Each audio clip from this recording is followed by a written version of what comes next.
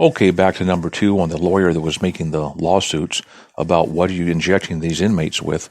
Well, the police or the prison officials, whoever, now of course their name's not here, they say they don't have to say what they're injecting them with, and they cite a disclosure information restriction that you can't tell us the names or the maker or the provider of the drugs.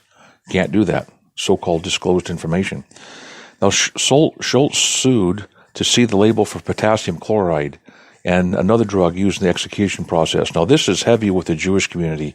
This is the stuff that Hitler developed. They would actually inject right into according to the story, into the chest of the Jews sometimes during the Holocaust thing, and it has a bad reputation. Now, I wasn't there. I don't know. I'm just telling you that if they're using that stuff on inmates, it needs to come out, many would say.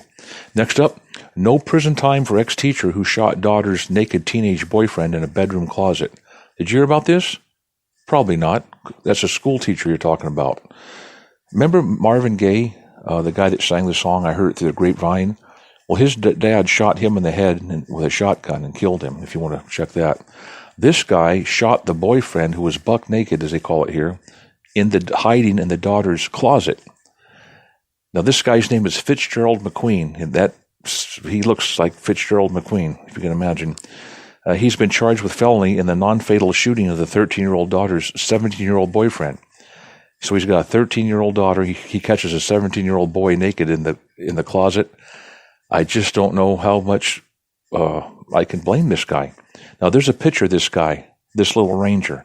The kid looks like he's 45. He's a picture with him by his mama, of course, here, this 17-year-old naked kid.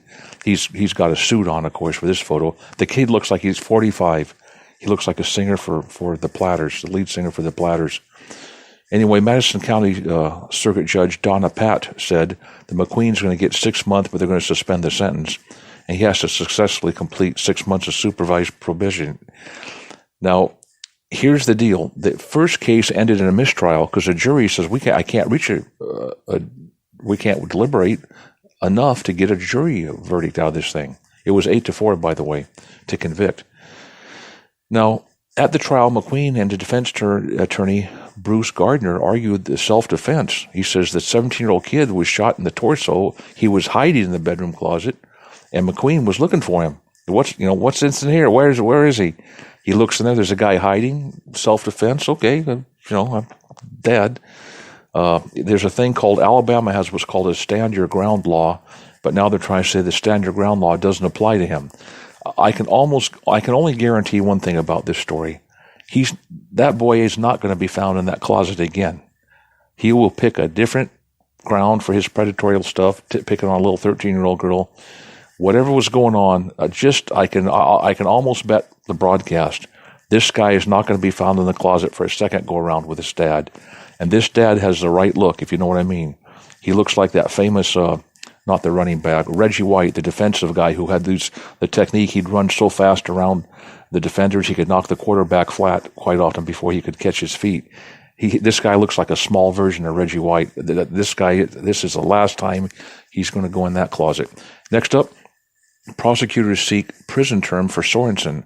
Who's Sorensen? He's a McLean County Board Chairman, Matt Sorensen. He's going to serve 2 years in prison for wire fraud.